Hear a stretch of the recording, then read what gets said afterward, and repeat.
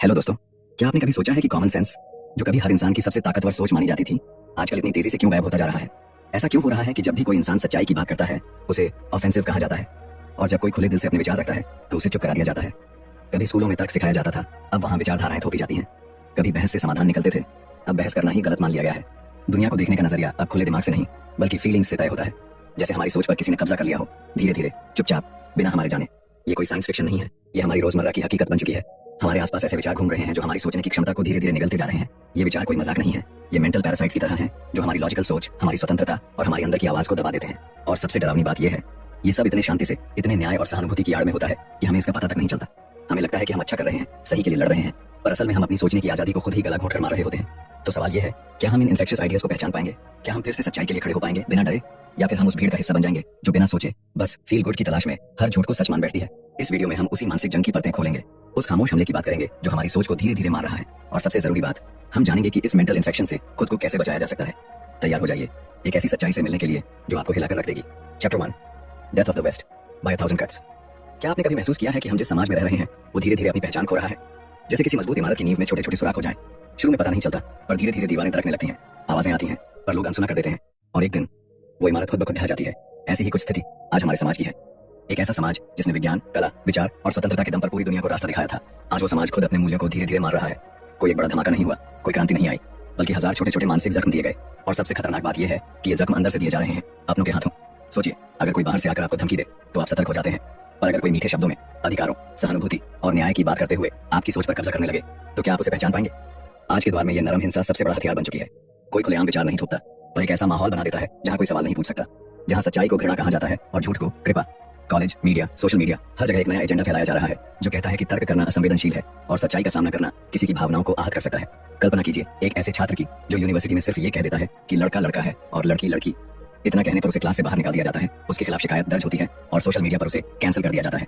उसे न नौकरी मिलती है, न इज्जत, बस इसलिए क्योंकि उसने वो बोला जो सच है, पर वो आज अनुचित माना जा रहा है।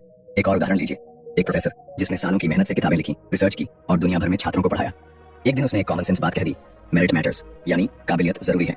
इस एक वाक्य ने उसे उसकी नौकरी से निकाल दिया। क्यों? क्योंकि आज सच बोलना विद्रोह बन चुका है। ये सिर्फ कुछ किस्से नहीं है, ये उस बड़ी बीमारी के लक्षण है जिसने हमारी सोच को संक्रमित कर दिया है। पहले हम सोचा करते थे, सवाल पूछा करते थे, अब डरते हैं कहीं किसी को बुरा न लग जाए, और इसी डर की आड़ में वो जहर हमारी नसों में फैलता जा रहा है। ऐसा जहर जो देखने में अधिकार, मानवता, प्रगतिशीलता लगता है, लेकिन असल में वो हमारी स्वतंत्रता को धीरे धीरे निगल रहा है। हजारों साल की सभ्यता जिसने खुली बहस, मुक्त विचार और वैज्ञानिक सोच को अपनाया था, वो अब धीरे धीरे अपने ही हथियारों से खुद को मार रही है। हर बार जब कोई सोचने वाला इंसान चुप होता है, एक नया जख्म लग जाता है, और जब हजारों जख्म इकट्ठा हो जाते हैं, तब कोई समाज बिना शोर किए मर जाता है। पर क्या अभी भी वक्त बचा है? क्या हम अभी भी जाग सकते हैं? क्या हम उन मानसिक परजीवियों को पहचान सकते हैं जो हमारी आत्मा को खोखला कर रहे हैं? ये किताब इसी जंग की शुरुआत है, एक मानसिक क्रांति की, जहां डर से नहीं सच से लड़ना सिखाया जाएगा, जहां विचारों को मारने वालों से सवाल पूछा जाएगा, और जहां कॉमन सेंस को फिर से उसकी राइटफुल जगह दी जाएगी। क्योंकि अगर हमने अब नहीं सोचा तो सोचने की ताकत हमेशा के लिए हमसे छीन ली जाएगी। Chapter 2, thinking versus feeling, truth versus hurt feelings.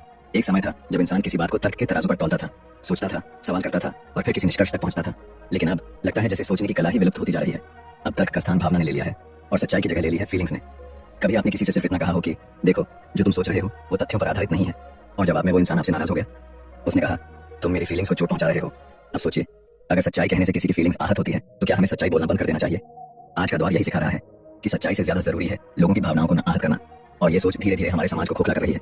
पहले जब कोई बात कही जाती थी तो सवाल होता था, क्या ये सच है? आज सवाल होता है, क्या इससे किसी को बुरा तो नहीं लगेगा?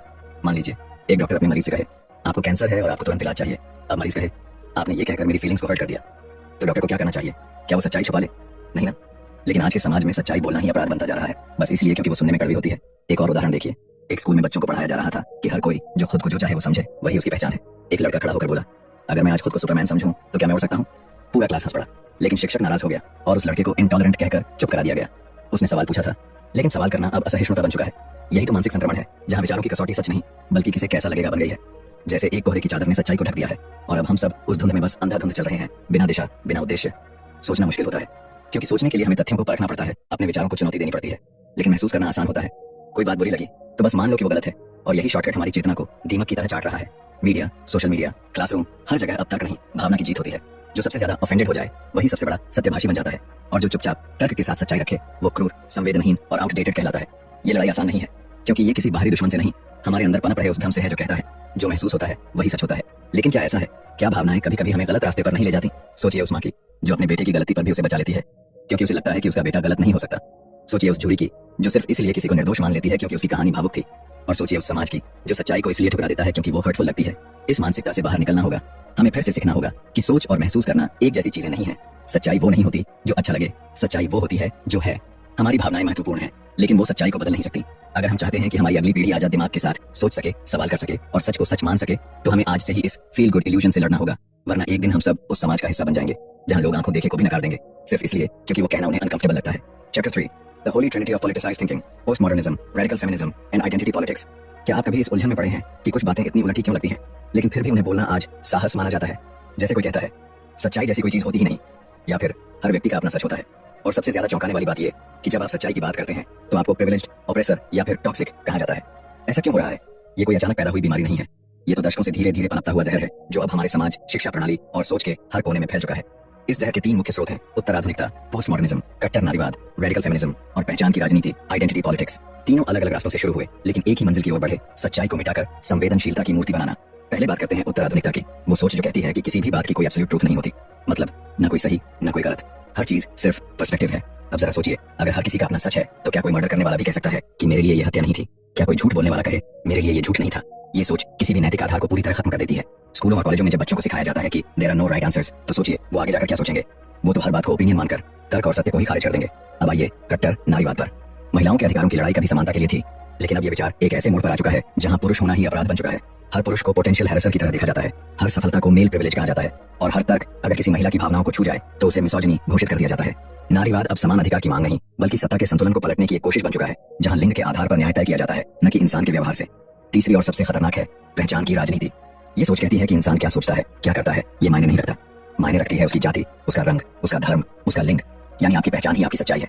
अब जरा सोचिए, जब कोई कहता है आप इस विषय पर बोल ही नहीं सकते क्योंकि आप इस समुदाय से नहीं है, तो क्या वो तर्क कर रहा है या सिर्फ चुप कराना चाहता है? क्या तर्क को अब जाति और वर्ग से मापा जाएगा? क्या अब मेरिट का कोई अर्थ नहीं रह जाएगा? इस तरह ने मिलकर एक ऐसी विचारधारा तैयार की है जहां तर्क, सच्चाई और स्वतंत्रता को सिर्फ इसलिए कुचल दिया जाता है क्योंकि वो हर्टफुल लग सकते हैं या किसी पावर स्ट्रक्चर को चैलेंज कर सकते हैं। यह सोच आज हमारे स्कूलों, मीडिया, सोशल मीडिया और यहाँ तक कि दफ्तरों तक में फैल चुकी है। कल्पना कीजिए, एक बच्चा जिसने मेहनत से परीक्षा पास की है, लेकिन उसे कहा जाता है कि तुम्हें तो प्रिविलेज मिला था इसलिए सफल हुए। एक महिला जो परंपरागत सोच से अलग सोचती है, लेकिन कट्टर नारीवाद उसे ट्रेटर कह देता है।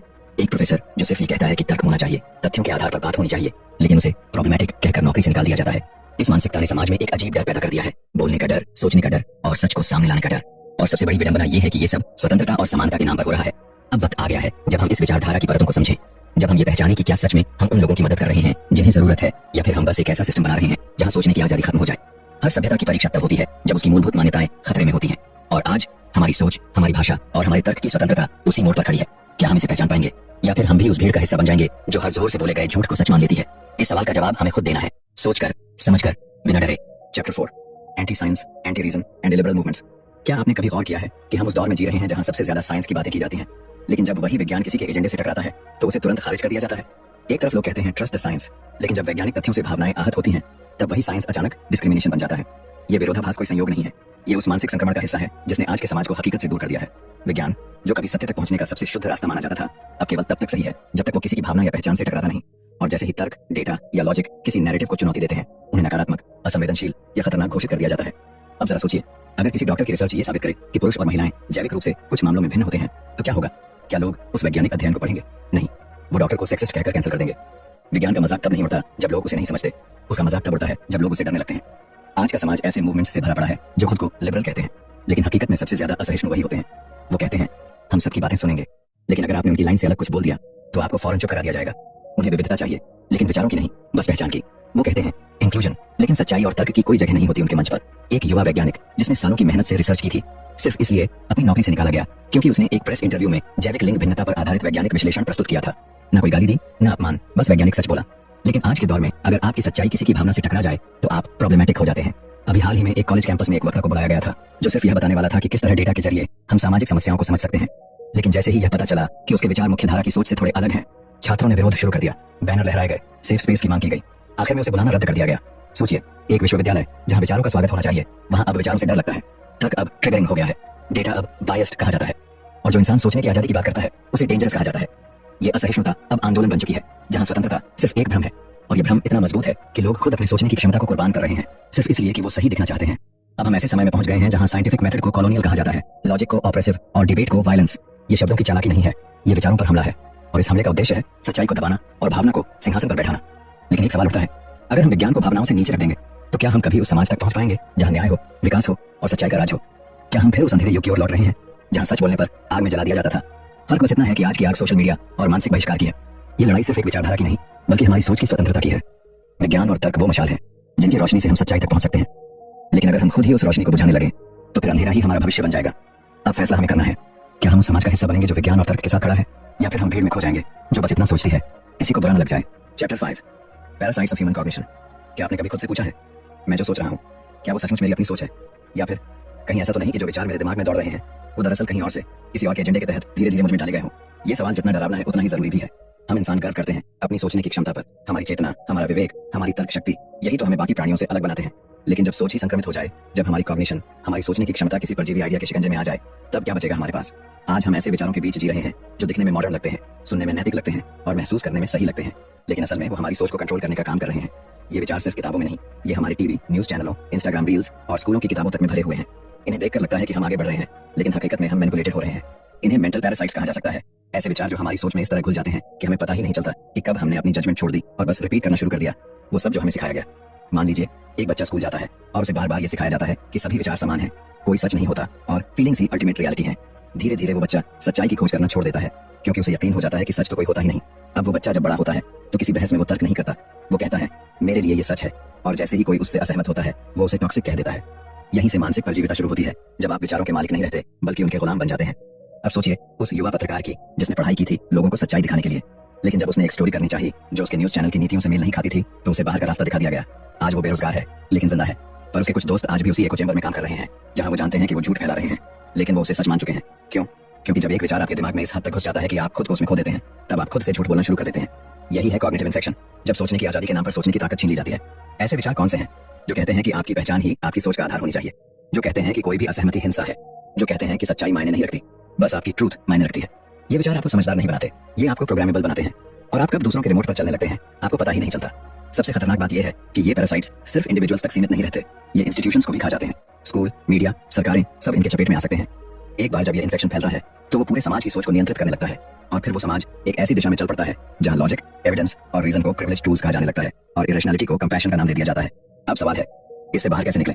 पहला कदम है सवाल करना, खुद से, दूसरों से और उन विचारों से जिन्हें हम सच मान बैठे हैं। हमें हर उस सच्चाई पर फिर से विचार करना होगा जिसे हमने बिना जांचे परखे स्वीकार कर लिया है।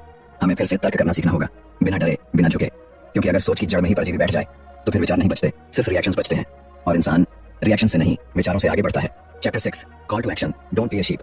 कभी किसी पहाड़ की चोटी पर खड़े होकर नीचे बहती भीड़ को देखा है? सैकड़ों लोग एक ही दिशा में जा रहे होते हैं, बिना सोचे, बिना पूछे कि वो जा कहां रहे हैं। कुछ के चेहरे पर डर होता है, कुछ बस चलते जा रहे होते हैं क्योंकि बाकी भी चल रहे हैं। किसी में इतनी हिम्मत नहीं होती कि रुककर पूछे क्या हम सही दिशा में हैं। यही हाल आज इंसान की सोच का हो गया है। हमारे दिमाग जो किसी जमाने में ब्रह्मांड की सबसे शक्तिशाली चीज माने जाते थे, अब भीड़ के शोर में दबते जा रहे हैं। हम वो मानने लगे हैं जो दूसरों ने हमें बताया, हम वो दोहराने लगे हैं जो वायरल हो गया और हम वो सोचने से डरने लगे हैं जो पॉलिटिकली इनकरेक्ट कहलाता है। लेकिन अगर आप अब भी ये पढ़ रहे हैं, सुन रहे हैं, तो शायद आप उस भीड़ से अलग हैं। ये अध्याय किसी जानकारी का विस्तार नहीं है, ये एक चेतावनी है, एक आह्वान है और सबसे बढ़कर एक सीधा सवाल है आपसे, क्या आप भी भीड़ बनकर जीना चाहते हैं? भीड़ को ना रास्ता दिखता है, ना मंजिल, वो बस आगे वाली की नकल करती है, बिना सोचे, बिना पूछे। और अगर एक भी भीड़ खाई में गिरती है तो बाकी भी पीछे पीछे कूद जाती है। सोचिए, क्या आज के समाज में यही हो नहीं रहा?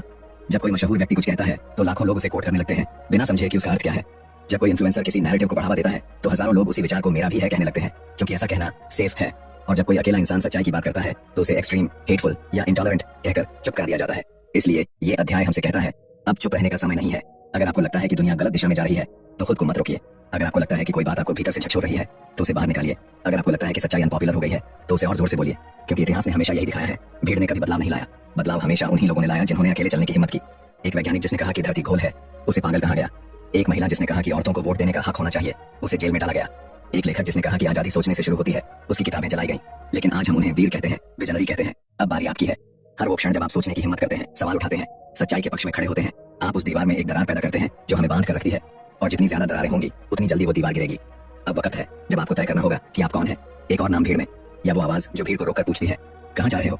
अगर आपको भी इस सवाल का जवाब चाहिए तो अब समय है आंखें खोलने का, अपनी सोच पर यकीन करने का और सबसे जरूरी भीड़ से अलग चलने का, क्योंकि इतिहास उन्हीं को याद रखता है जो भीड़ से अलग चलने की हिम्मत रखते हैं। तो दोस्तों, अब जब हमने इस किताब की हर परत को खोलकर देखा, हर अध्याय के पीछे छुपे उस जहर को पहचाना जो हमारी सोच को चुपचाप निकल रहा है, तो सवाल अब सिर्फ इतना बचा है, अब आप क्या करेंगे?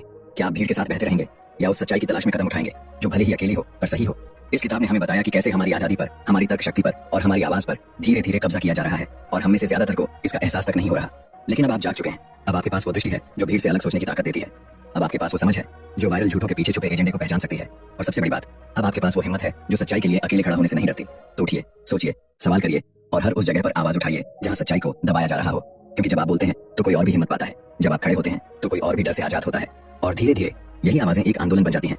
याद रखिए, इस दुनिया को सोचने वालों की जरूरत है, डरने वालों की नहीं। अगर आपको ये वीडियो पसंद आया हो, अगर आपको लगा कि ये सच्चाई लोगों तक पहुंचना चाहिए, तो इसे शेयर जरूर करें। क्योंकि जितनी ज्यादा आवाजें उठेंगी उतनी तेज गूंज बनेगी और गूंज कभी नहीं दबाई जा सकती। सब्स नहीं जाती बल्कि जी जाती है। मिलते हैं अगली किताब में एक नई सोच, एक नए नजरिए के साथ। धन्यवाद।